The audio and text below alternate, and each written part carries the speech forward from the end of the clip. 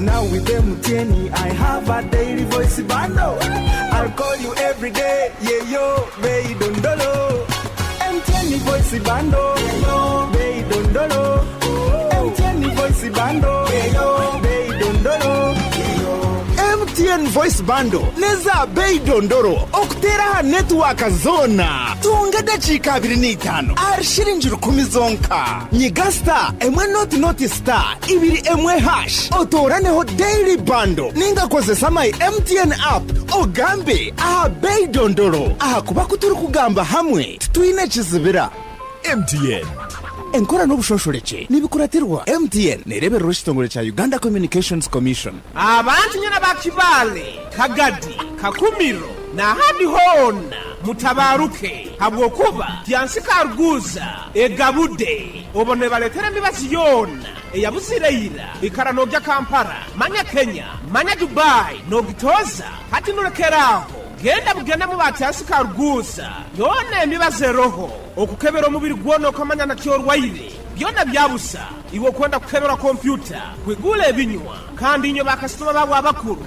inyo bakubahereza special care bakusubuza green tea habeya y'omusubuzi okuterwa mutwe kuterwa mutima ekiriro liro mubiri kuruma no kuzimba ebigeri ulcers hanija sukari pressure kusanyarara omusujja ogutakira kurumwa omugongo kuruma munda amani geksaija na gekazi toine iwo karwara amaino habokwane obwo kabakuletera mbazi gwa amaino ogubakweta high quality toothpaste bakusemereza buhereza high naiwe buli kya baraza babahunya marunda town council hasanyuka bar and lodge ekandi kuruga kya kabiri kya kasatu kya kana kya katano kya mukaga hamuna kya sande babakaruguza ha office zabwe enkuru ha muhanda gwa kikada waruga stand big bank hakona house ne kyapa kibahoja kwano kirora genda bugenda akasenti ko gule mibazi niko bakwijanja bokire abukumanya bikiraho baza nabo hazira msanju munana mukaga 13 04 00 na 0 msanju 40 kenda na 5 10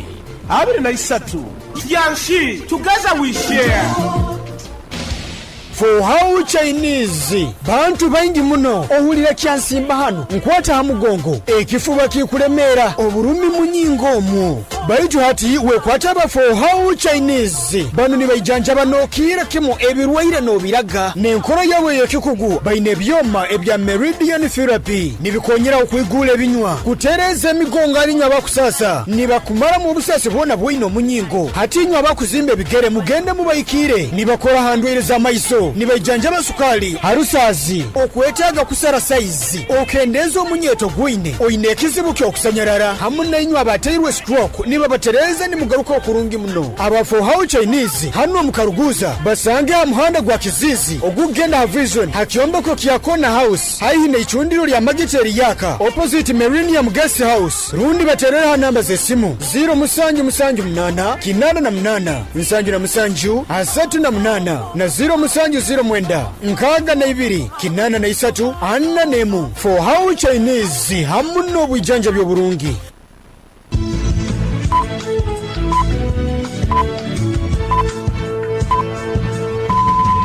Esaha zikire ibire zekiro ohulirize Kdr 10 fama akaire kanu nikakuleterwa MTN voice bundles ezikutera network zona habei dondoro migasita 10 ibiri mu hash rundo yekonyeza my MTN app okome mu daily bundle habo kuba butukubaza itwena titukwemerezebwa. MTN Uganda Limited nererwa Uganda Communications Commission.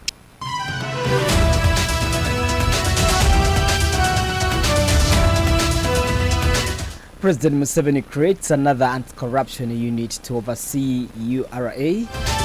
MP Dr. Emily rallies communities to prioritize restoration of the environment as Kibale marks belated Environment Day. Family head commits suicide after developing mental illness in Kakumiro, and Kenya's president holds historic online debate with the protesters. This and more stories up next in the detail. A very good evening. It is exactly 8 p.m. My name is Deo Asiimwe. I welcome you to this broadcast of KDR News. Now, the detail. President Yoweri Kaguta Museveni has created another new unit to oversee Uganda Revenue Authority operations and fight corruption within the tax administration system in the country. In a statement released today, the Presidential Press Unit says the State House Revenue Intelligence and Strategic Operations Unit will carry out an oversight on the taxman and fight corruption within the tax administration system. According to the statement, the President has also appointed David Kalemera as a senior presidential advisor and head of the unit. According to the statement, the creation of the unit will help the government close revenue leakages and boost tax collection. This is the fourth unit being created by President Museveni under State House after the State House Monitoring Unit, the State House Anti-Corruption Unit, and the State House Investors Protection Unit. Away from that, Buyanja East Member of Parliament Dr. Emily Kugonzo has emphasized the importance of environmental conservation through tree planting and vacating wetlands, among others. In his message at the belated Environment Day celebrations at Kayanja Primary School grounds today in Kayanja Sub-County Kibale District under the theme Land Restoration for Climate Resilience, MP Dr. Emily Kugonza says there is an urgent need for concerted environmental action. Tungonza kusima obwebembezi bwa Kibale obukwebembero owekitinisa Godfrey Monge Kasanga habwo kutekaho obulyo kandi buli mwaka okurora ngwe kiro kinu nutukijuka baitu bwokurora obuhangu abantu nambalinda bire nkokuba butwaire nkensonga enkuru okalengasaniza naitu hano kandi abamukama abali batungire ense nungi muno kusinga hona akushale nogaruka nohura nokwatwa amaziga tugaruka omukatu etero mukifuba ensenu tuli balimi teharo obulimi bwono bukwija kubaho obuhangwa bwensenu tumazira okubusisa abandi mugamba protection of the environment ati nambali yeri baitu tubaze muna restoration ngwabo okuba hona no birabe bira nambali bikabaire nto baizi nambali baire isisikaire hatu kwenda kandi kwetero mukifuba tukole examerire nambali akwenda kubyara omitino okoraki nongoza kusimira etimu ezibaire hano tisti aba National Forest Authority na partners abandi WWF abo kutekaho obulyo bwo kubyara emiti ombibira ebyahangire mukama kandi okutekaho ebibire ebyaite bikorwa abantu batkano okutekaho obulyo institutions nka amasomero kugamba leka tutandika woodlots nambali amasomero maisuru bantu etaga emiti rundi tukwenda kuombeka rundi tukwenda kuchumba rundi tukwenda ya mubazi nake baitu be nambali tukugira. In her remarks, Anmet Kashemede, the Kibale District National Resources Officer, reports that 20% of forests are depleted, whereas the depletion of wetlands is at 30% per year in Kibale District. She, however, stresses that the district forest cover stands at 30% and total wetland cover is at 7%, which needs affirmative action and concerted efforts to curb an escalation. Nkachibara district tukoziraho ebintu ebimu kulinda byobuhangu especially kwegesa abantu turwanisiza abantu mu ntobazi ko but it is still a challenge dera nkatobwira ko mushana abantu nibarumba kuzo mu ntobazi koko waize kuyayo wachagazire nuhura kandi nyamarwa it is the same nuhura kandi kasimbi it is the same so ningenda ngo leaders twena tukorera hamwe korera ngo ekintu cyobuhangu nko muramwa kwa president okugamba twakirinda kandi twakwatanisa mu muringo hariho Kanza Development Initiative eyotandikire kushaba one of the pillars, let it be environmental stewardship. Environment jintakureti ngo muri Kanzare no abantu bamba kozesa mani kandi byobuhangwa babirinde. At the function, civil society organizations representatives spearheaded by Philip Kihumuro, the project manager at WWF, note that the organization started planting 1,700 hectares of trees in Kibale district to restore the green cover, and so far supplied 30,000 coffee seedlings to PDM beneficiaries in Kabaswekende sub-county, among other areas. nizanyagamba ngu tukuja kubyara hectares 10 rusanju omukikaro kino ngoza kurangira kiro kino ngu halezo twakabyaraho 65 tukwataniza n'abantu kandi tugonza kusaba abantu abali hano emiti eroho nyine okwikiriza ebitongole binu byona bine emiti eibahereza busa abantu emigaja eyenjoke ombikale bitali bimu na bimu emigaje kwika 15 omu bantu nuko basobole kweyiha abonko mbunaku tukwataniza hamu na government mukuru rangu twa promotinga parish development model abalimi bakabasekende tubahire endokwa zo mwane zikwike emitwaro 3 tugire emiti around emitwaro 2 kandi tuchagumizamu kuronda farmers through sensitization. Ziri hano ni representinga kitongole ka UNESCO Development Foundation mu environment tugabire emiti nyingi muno twegiseza abantu in energy saving stoves kurorangu tibasisire muno ebyo buhangwa tukozere emirimo nyingi mu livelihoods tukozere emirimo nyingi mu agriculture mu health n'ebintu ebindi. The colorful function was graced by different dignitaries, including the exhibitors, political leaders, civil society organization representatives, schools, residents from different parts of Kibale district, among others. Over to Kakumiro district, a 27-year-old family head has committed suicide in an incident that has sent shock waves through Kyakamutanga Cell in Kakindo Town Council, Kakumiro district. KDR's correspondent Tom Kiamanyo reports that the deceased has been identified as Deo Segawa, who has been undergoing prayers at a born-again church in Kigwara village, where he escaped and climbed a nearby tree on which he tied the rope he used to end his life today morning at around 6 a.m. Dunyaka bina msanju kando wa mazala abiri hano kusikia abo Ruganda runo beve mbire mukuru w'ekyaro kinu mukaikuru nambalirwa tibagalika bamanyize nyamara kenu hakiururwa ngo kusega wade ono ayisire abwire bwesa 12 ezekire kikekizo rwa lero obwatorokere hakanisemu iyo yabalokere au Kigwara yasobora kuiruka kaitu bambi mama we amanyirwe eri atekera kana nyakubera atakuweza kurungi yamuhondereza mpora bategawa ya msingisamani yairuka kandi obu yasobora kuharamba omuti yayihamu n'omuguha omuyaka tuku ogwaba irateire omumpali yabayajwaire kandi obu yasobora gwekonyeza omugwesirisa kandi yasobora kugwetekamu yaragobomeza wensene yapasono wetinika nambalirwa nabo Ruganda rw'omugenzi bamaze nyamara kenu okusega wono amazira akaire ka sabiti yemo atungira akazole hamutwe ikibaire kyambirize na mukazi we kwangana bate kenaku omukazi abari yakagaruka hati omunaku 2 nibo musajja wono yasobora kuraga obumezi wenseni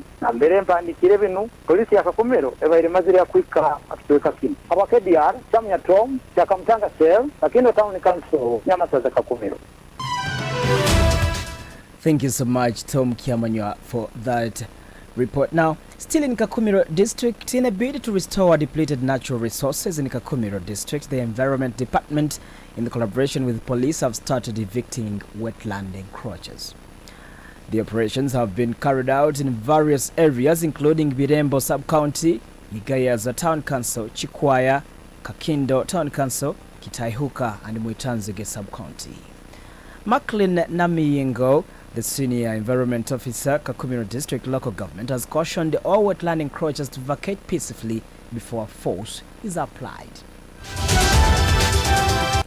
Nkutererera abantu baruge ombisalo kubanga bizibye tukutunga itwena tukubirora abantu ebirimo byabo bifire babe ebirimo byetu bifire turugemu tugare ebyobwanga bwaitu byaka niko naitwe tuongere kutunga oba kweza ebirimo byaitu activity twikala nitujikora kandi era tushayeyongera kujikora tukutererera abantu bona abalo omuntu bazi abalo mbisalo murugemu mutalinda abantu bakulu ga district kujja kubayamu kwaha nainyenywena murugemu niko muleme kuferwa ebirimwa byanyu muleme kuferwa obwire bwanyu baitu murugemu ombosinge. Local leaders and residents led by Antonio Senyonga, the local council one chairperson Igomba Sel in Kakindo Town Council, disclosed that wetlands are mostly encroached by immigrants who are always hired purposely for rice farming. Baitu abantu abokugenda kubagamba we mutalima government hakayina nibajo kutera akabayizi mutu agenda jaba soga abasoga barugahara bakuga busoga nibajo wawe hano waitu mukishuka cye nibali adoro musana kukwenda kutuita bogenda kubagamba tibakwenda nakula nakuro muliso nkanyata ina mundu ndabagamba cye bakampulira abe mundu bakwenda baraba nabakuru nkanyochali ndi musajja chairman kinso kukwata muyigo nkabate ebisoro bikufwa habwo kuburwa amaizi emwani zikuburwa amaizi ago ziyamba kabe nenjale izire omaiso ko nakyo abantu tujja kutandika kufa tubuzure kyokuli kandi okusanga bana bakubirima tibali ba mundu bakaija buyija okusanga basoga abanyarwanda omaba bakasiga hona basisireyo ato bakwijja kunu niba nakani basasule sente abo kaba bimanyiriye kule byabo bakabimara ekinde kizibe kiro bayijaga nibabakwata nibabatwara ha district era nibachora hati eyo naye kabansonga abantu banuka kuba mubakwata ni mubatwara mu koti oli natachora abantu kuli mambisenyi bandikozere. Lawrence Bazara, the district councillor Kakindo Town Council, cautions encroachers on Igomba wetland to vacate immediately to avoid contaminating the water source supply project established by the National Water and Sewage Corporation. Ate kizibu kibagamba muniwo kutekamu abantu omukiye yakino kandi ekiya kino ate kibakisibira omunno mbukina abanzi gabakola hali ekimasha bakubani balima omucheeri kikwa affecting amaizi nigeyongera kusirimuka hansi kandi bakufuhira amaizi ago kandi amaizi omubazi gubakufuhira omucheeri nigusirimuka mu maizi agatukujya kandi kunywa hati kandi nayiwe nyenkya amaizi ago gashobora kurwaza abana bawe nayiwe wenka kandi okaturukiya sente nyingi ekyo kyo kyetegereza okwamanyira okubikenga atwikiranize mbu bano abantu ababaire bakyabyara mu banu balekeho then bano abakusarura batagarukamu. You are still listening to KDR News Broadcast. This is the news on the international scene. Welcome back. Now for the news on the international scene, Kenya. Kenya's President William Ruto has begun a historic public online forum with anti-tax protesters on social media platform X Spaces, saying he is there to listen. His 31-year-old daughter, Charlene Ruto, billed it as the first ever president in the world to hold an online meeting with all Gen Z.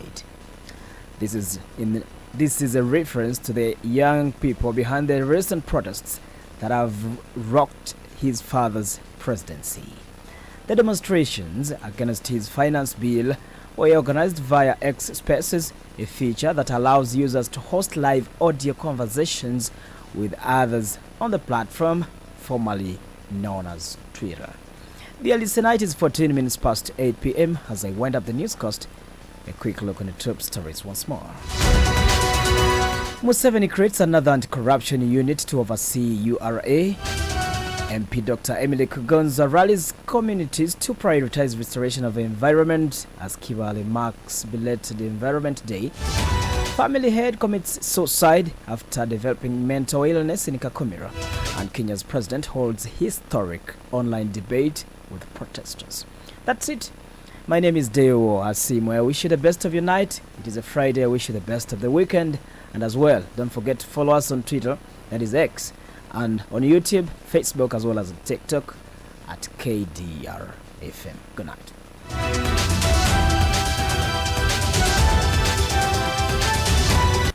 From all over the world, local, regional, national and international, KDR FM brings you all the stories. KDR FM News, world's proudly sponsored by MTN.